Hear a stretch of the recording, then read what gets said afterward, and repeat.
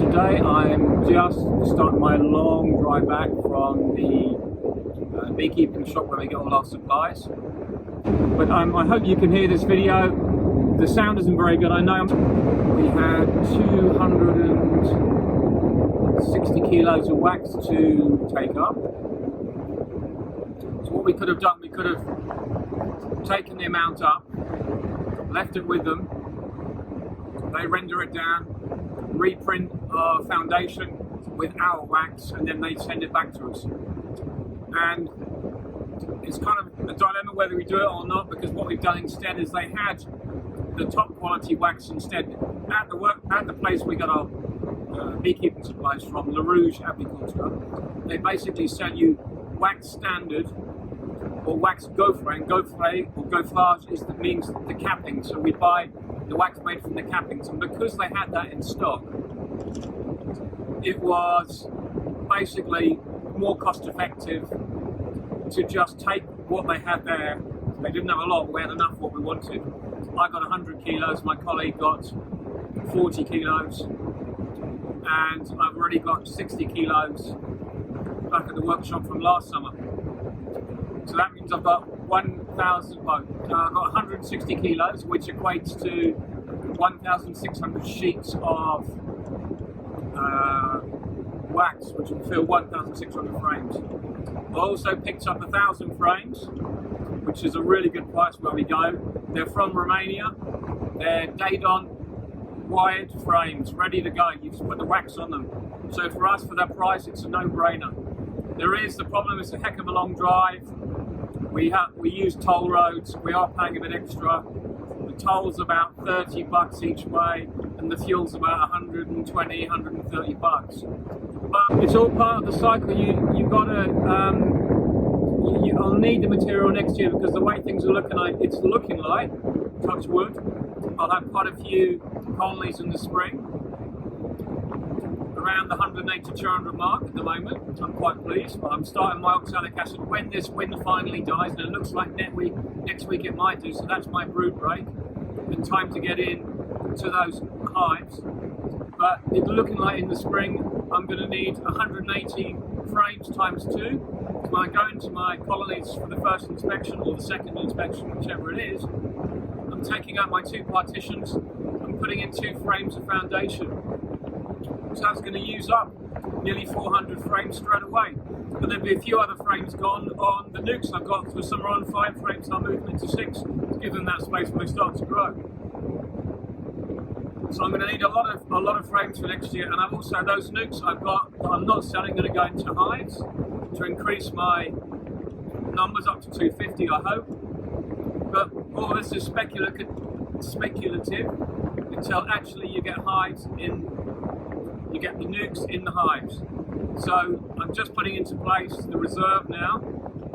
Actually, the 260 kilos of wax we sold, we got a really good price for, and that's going to pay for most of the equipment I bought today. And what we did, as I said, there's 2 things you can do. What we did, we exchanged the wax. So they give us a price on our new foundation we just bought, much cheaper, like only, I think it's 4 or 6 euros a kilo. I haven't got the bill here, but it's much cheaper than it would be if we bought just the wax without exchanging. So we exchanged what we need to offset our costs, and then we get a check back for the wax. So it's a win-win situation, and we won't have to pay transport on the wax coming back when it was milled. Last year we did it because we had more because of all the winter losses. This year I also wanted to come and get it done before Christmas, because I can now offset my my VAT, and I want that in this year's budget. And the other reason is there's not a lot of wax around at the moment, and I'm seeing this in England, I'm seeing this in other friends in Europe saying that because of COVID there's not been much exchange. So I would advise anyone out there who buys fairly large quantities to speak to your wax chandler, your wax renderer, and see what they're doing, because it's kind of a thing where last year we didn't get our wax till May, and I was really worried. I've got plenty of frames, I've got loads of frames from last year that I haven't used yet, and some from this autumn, you know, the old shakeouts and stuff like that I've rented down, so I've got plenty of old frames to use. I'm going to use those up this winter, so I don't have old frames kick them out, and the new ones I'll start using in the spring and summer when I get through the ones I've got left that I've overwintered, or that we've rewired and sorted out. The thing is, the frames you have that are left from the previous year, if you've got time to put them back together and wire them up, winter is the time to do it. Really use your time wisely, because it takes almost 2/3 more time, more than double the time to actually rewire those frames, tighten the frames up and re-wax them, than it is to put wax onto brand new frames that I've just worn. So it just shows you the kind of thing I'm doing. I'm preparing. I've got plenty of wax now. I've got plenty of foundation. I'm hoping my beads are going to be good. It looks like at the moment I'm going to have much more beads than last year. So whatever happens, that's a good thing. But there's still a long way to go. There's still a long way between now and the beginning of March, April, when it all kicks off. But it's another positive step. It's all about preparation. Coming away today, I left at 4 o'clock this morning, or 4:30. It's 5.5 hour drive to get up to near Amiens, where we are. And luckily I got there about 10 o'clock, so there's plenty of people at the beekeeping shop to help me load. And now I'm on my way back. I always like to go before lunch, because lunch in France is about 1.5 to 2 hours, which as far as I'm concerned is lost time. You don't have time to do that. So I've got to actually pay now, so I'll come back in a sec. Just got to pay this toll road.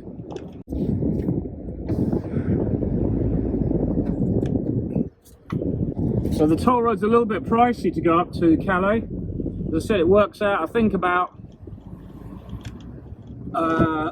35 euros each way, but the roads are amazing. They're so good. There's no hassle. I came up this morning in the dark, and it's always nice when you've got good roads, and it was dry. And I hate driving in the wet in the dark. So I've got about another 4 hours to go, 3 hours 46 to go, but there will be a stop on the way, obviously. And I'm really relieved now, because now I've got all my materials, I've got a full tank of fuel, it's light for the next 8 hours, it's going to be a nice drive back. We're going to hit a weather system on the way that I was driving away from this morning, but it's still sunny and dry, so it's kind of, I'm relaxed now, I don't have to worry anymore. I'm actually in my colleague's truck. It's an Iveco Daily, an old one now, and it's done 295,000 kilometers. It's clocking up a bit of mileage, you know. But it's a great truck for the long road, it really is, and it's not that expensive to run. So, you know, it's a good day out. It's given me focus. I needed to come out today and do this because, like everybody, with this COVID lockdown we've just come out of lockdown here as well. It's really, even though I'm not really affected by it, other than my honey sales, the people I sell honey to aren't buying honey at the moment, so it's all a bit, you know, we're all a bit short and all a bit like, how can we pay for this, pay for that? But I really needed this to get out, and it's given me that boost to give me a bit more, you know, energy to get things done. I'm really quite fired up now. I've got all the frames, all the wax. I'm really keen. It was great at the bee shop. I got a couple of little extras to try. I got my Scalvini cages to look at, which will be fun to have a think about when I get home, but I'm probably not going to use these. I'm going to use something else for a brood break, a cheaper cage, because these are €6 each. So, but as I say, there's a long way to go till July till I get my brood breaks done. So it's all good fun. But I've also been demolishing the outbuildings with my colleague Christian. He's been really awesome. We've knocked down an old barn that was due to fall down, but we wanted to get it down safely, and we cut all the wood up, cleared it out, and now we're sealing off the gable end, which is great. So that's what we've been doing this week, where I haven't done any videos. So I'll show you the clip in a minute of how we knocked it down, and I reversed it. It's quite awesome, actually. It was great, the effect, just to use that reverse in it. It's just amazing how an old barn, even though it looks nothing, the weight of oak in that roof was incredible, you know.